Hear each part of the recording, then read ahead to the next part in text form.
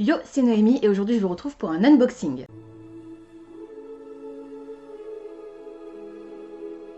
On va ouvrir ensemble la Fairy Loot du mois de novembre, on est le 30 novembre, je l'ai reçue aujourd'hui, elle est arrivée ce matin. Et dans quel état les amis, je suis juste écœurée par les services postaux, j'en ai marre. Voilà. Là aussi, enfin vous voyez bien, il y a la paille qui dégueule de partout. L'ouverture elle est là, il y a juste le petit morceau de scotch pour la fermer. Voilà. Ça m'étonnerait que ce soit un accident. Donc je vais juste croiser les doigts pour qu'il y ait tout à l'intérieur. Et je peux vous dire que je vais pas me gêner pour prendre des photos et puis envoyer encore un message à la poste. C'est la troisième fois en même pas 2 semaines ou 3 semaines. C'est inadmissible. Je suis écœurée. Je vais même pas pouvoir la réutiliser la boîte du coup, parce que je les utilise pour ranger mes bouquins à l'intérieur pour les stocker après. Là, c'est même pas la peine. Le thème de la box du mois de novembre, c'était Enemies to Lovers. Et c'est un thème qui me plaît énormément. Et je connais déjà le titre qui est présent normalement dans cette boîte. Je vous dirai ça juste avant de l'ouvrir. Je vais pas regarder la spoiler card pour l'instant, je vous montre juste le visuel. Et je reprendrai ça tout à l'heure, en essayant de ne pas l'oublier. Je vais poser la boîte par ici. Et on est parti avec les goodies. On a plein de trucs en tissu, c'est impressionnant. Alors par contre, du coup avec la paille, c'est pas génial. On a un sublime tote bag. Ah, j'adore ce format. Il est plus long que haut en fait. Je trouve ça vraiment joli. J'adore le visuel.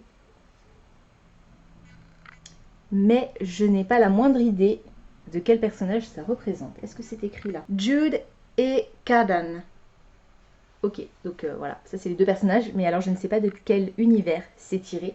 En tout cas, il est vraiment chouette, il a l'air bien solide. Les anses sont vraiment bien. Il est assez large en plus. Il est vraiment très très beau. Je ne sais pas de quel fandom c'est tiré, mais je l'aime beaucoup. Il est vraiment très solide. Ça c'est cool. Ensuite, prochaine item en tissu, on a un foulard blanc en simili soie. Je vais l'ouvrir. Ah, c'est un... Il y a un élastique. Alors, qu'est-ce qui est écrit dessus? Je vais poser l'élastique. Le chouchou, puisque c'est la même chose. Voilà, donc vous avez des citations, enfin des écritures, et à l'arrière, il est blanc tout simplement.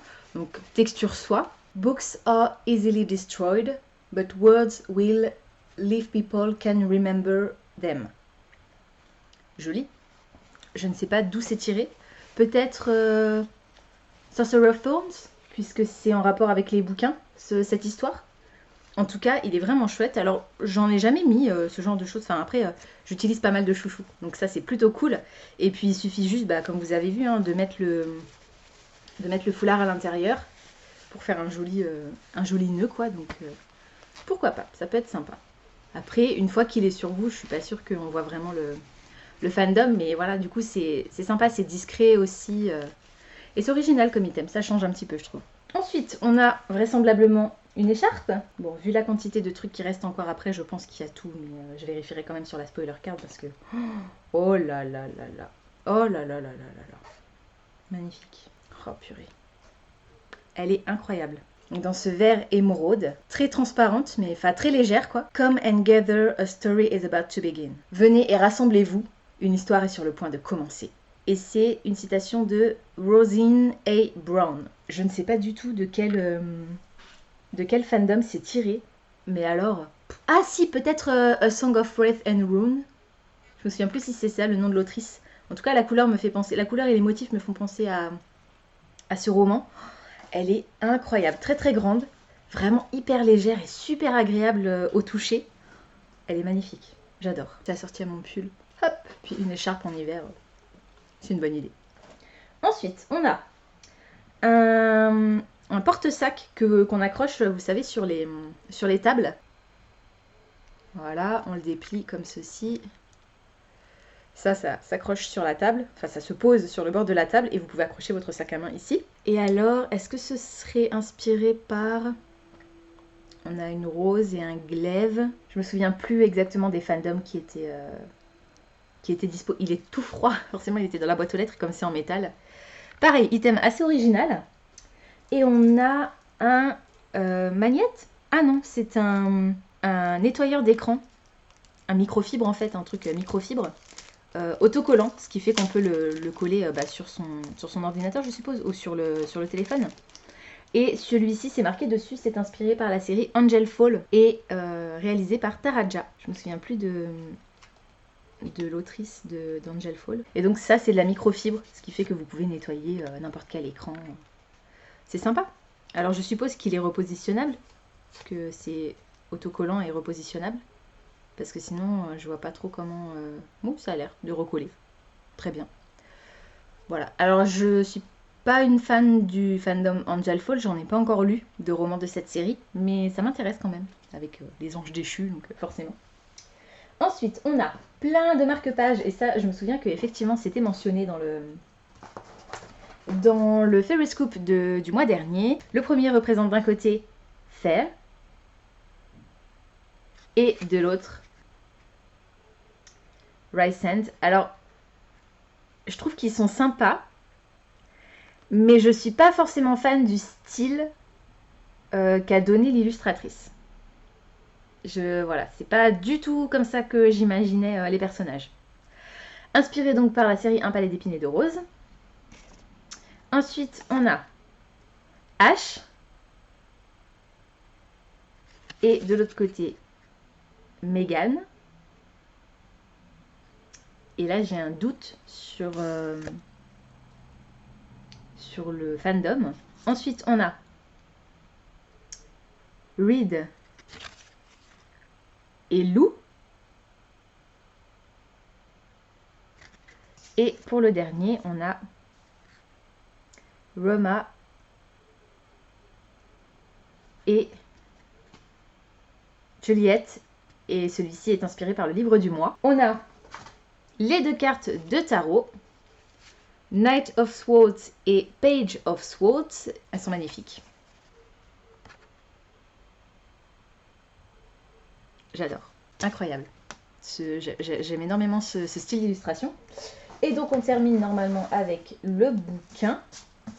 Alors je vais déjà sortir comme d'habitude tout ce qu'il y a à l'intérieur. Le petit marque-page inspiré par l'illustration du mois. On a le Fairy Scoop sur lequel je vais revenir tout à l'heure. On a un character art inspiré par le roman avec à l'arrière la lettre de l'autrice. Et on a en dernier un chapitre exclusif, c'est ça? Chapitre annoté. Donc c'est pas un chapitre exclusif, c'est un chapitre qui existe dans le roman, mais il est annoté par l'autrice. L'autrice c'est Chloé Gang et j'avais raison. C'est marqué, je vous l'ai pas dit, mais du coup vous pouvez dire que j'ai triché si vous voulez. Mais je savais déjà que le roman serait This Violin Delight, puisque c'est une réécriture de Roméo et Juliette à Shanghai en 1920. Tada! J'adore le côté mat. Alors on a juste du vernis sélectif sur le titre. Et ce côté noir et rose comme ça, oh là là. Rose poudré, il est incroyable. Alors la version originale, je ne sais pas si dans le Fairy Scoop vous avez la couverture originale. Non. Du coup je vous la mettrai pour que vous voyez la différence. Elle est beaucoup plus colorée, enfin il y a plus de couleurs différentes sur la version originale. Les spread edges sont roses. J'adore ce rose. Je suis pas... Le rose, c'est pas ma couleur préférée, hein. Je ne suis pas vraiment fan. Donc vous avez le chapitre à noter. Je vais juste regarder comment c'est présenté. Ah bah voilà.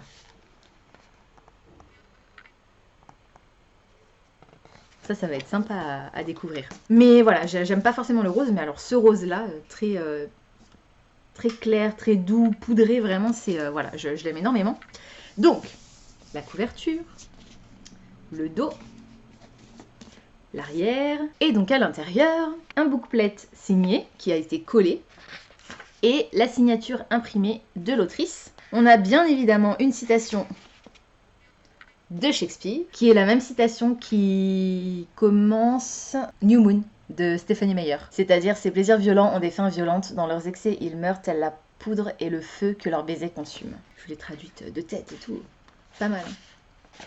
Alors, on a une page imprimée comme ceci. Est-ce qu'on a des trucs particuliers? Au niveau des en-têtes de chapitre, rien de précis. Il y a juste une grosse lettre au début. On n'a pas de carte. Vous avez la petite bouille de l'autrice. La couverture était censée être embossée et finalement ça n'a pas été possible. Donc la couverture n'a rien de spécial. Par contre, le titre sur le dos est noté en rose en foil rose. Et on a quand même une illustration à l'arrière de la dust jacket. Hop. Voilà. Et donc je ne vais pas relire le résumé. Comme je vous l'ai dit, c'est une réécriture de Roméo et Juliette à Shanghai dans les années 20. Je crois qu'il n'y a pas besoin d'en savoir plus. J'ai très très hâte de le découvrir. Et il est assez mastoc par rapport au roman qu'on a l'habitude de recevoir dans la Fairyloot. Donc je suis vraiment très contente parce que j'avais très envie de le lire. Donc voilà. On va passer à la spoiler card pour vérifier que tout est bien là. Le tote bag inspiré par Jude et Cardan et ça vient de The Folk of the Air de Holly Black. C'est réalisé par Rosie Thorns 88. Ensuite on a Literary Scrunchy, donc ça c'est le bandeau qui est inspiré par Chattermy de Taher et Mafi. Voilà. Et réalisé par l'équipe Fairyloot. Le bag hanger pour accrocher votre sac qui a été réalisé par Taraja et inspiré par The Wrath and the Dawn de René Adier, Les Nuits de Scheherazade je crois en français. La suite n'a jamais été traduite, il y avait juste le tome 1, mais j'avais beaucoup aimé ce tome 1, donc je pense que je vais relire l'intégralité de la série en VO. Ensuite, on a Bookish Scarves, donc les charpes, réalisé par Jace Hawk et inspiré par A Song of Wrath and Ruin de Rosine A. Brown, donc j'avais bien raison. Ensuite, les bookmarks, donc les marque-pages avec du foil, ont été réalisés par Rukazu Art. Et comme dit, je suis pas vraiment fan du style en fait. Je trouve que le trait, l'illustration est sympa, mais le style me plaît un peu moins. Donc on a Serpent and Dove. Le problème c'est que c'est pas dit qui est quoi, donc je ne sais pas. A Court of Thorns and Roses, donc ça je vous l'ai dit, hein, c'est Fair et Rysand. The Iron Fae par Julie Kagawa. Et on a le nettoyeur d'écran, donc c'est bon, il manque rien. Inspiré par Angel Fall, c'était marqué dessus. L'autrice c'est Suzanne E. et c'est Taraja qui l'a réalisé. Et enfin on a les cartes de tarot inspirées par Crescent City de Sarah Dimas et réalisées par Ars28.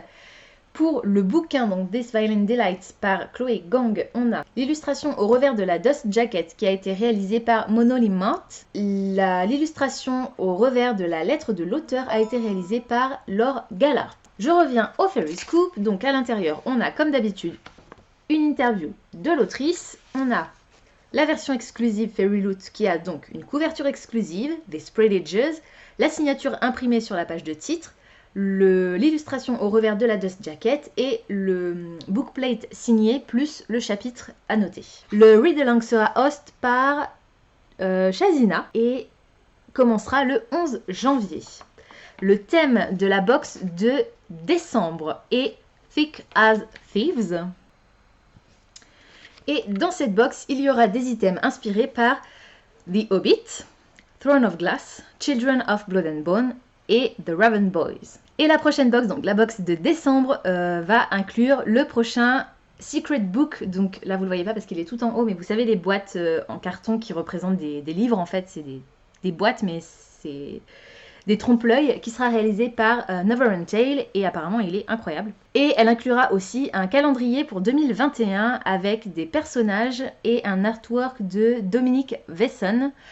Et les personnages seront issus de plusieurs fandoms différents. Le prochain livre du mois est plein de fae, de sorcellerie et d'humour. On va voir une équipe d'anciens héros qui va devoir s'attaquer à une prophétie fae de fin du monde et à un complot royal. Cette édition exclusive Fairyloot aura des Shimmery Spreadages, donc les Spreadages avec des paillettes, une illustration sur le revers de la Dust Jacket, un foil design sur le hardcover, donc comme l'avait le roman de Kerry Maniscalco Kingdom of the Wicked et comme aurait dû l'avoir des Silent Delights, et les end papers, donc les pages avant et à l'arrière du bouquin seront signés. Le photo challenge Instagram pour cette box commencera le 4 janvier. Voilà, c'est tout pour aujourd'hui, j'espère que cette vidéo vous aura plu. Comme d'habitude, n'hésitez pas à me dire dans les commentaires si le livre que je vous ai présenté aujourd'hui vous intéresse et quel est votre goodies préféré dans cette box. Moi, je vous avoue que je trouve que l'écharpe est incroyable.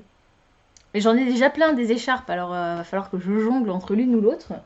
Sinon, le petit truc pour le sac, c'est assez sympa, c'est pratique. Après, faut voir parce que moi j'ai toujours des sacs très très lourds, donc c'est sûr que je suis pas sûre que ça fonctionne bien. Le tote bag est magnifique aussi, j'avoue. J'aime bien cette box. Ça fait très, par contre c'est très mode, hein, l'écharpe, le chouchou, le tote bag, le truc pour porter le sac. Voilà, ça fait un peu trop, je trouve que les items sont un peu trop tous connotés dans le même univers, enfin pas univers fandom, mais vous voyez ce que je veux dire, plutôt mode, habillement, etc. Voilà, ça c'est un peu moins cool, mais bon, c'est quand même sympa. Alors par contre, je suis un peu triste parce que j'aurais bien voulu avoir un carnet de lecture pour l'année 2021. Alors est-ce qu'il y en aura un dans la box de décembre? J'espère, je vais croiser les doigts parce que j'aimerais bien en avoir un pour ne pas avoir à acheter un truc moi-même en fait, parce que parfois je sais que dans les box ils aiment bien mettre ce genre de choses. Donc il y aura un calendrier 2021, on verra sous quelle forme il se présente. Si je peux noter mes lectures là-dedans, bah tant mieux. Pensez à vous abonner à la chaîne, à liker et à partager cette vidéo, ça me fera toujours plaisir. Pensez également à activer la petite cloche des notifications qui vous permettra de savoir quand je poste du nouveau contenu. En attendant de vous retrouver, je vous souhaite d'excellentes lectures et je vous dis à très bientôt dans une prochaine vidéo. Ciao!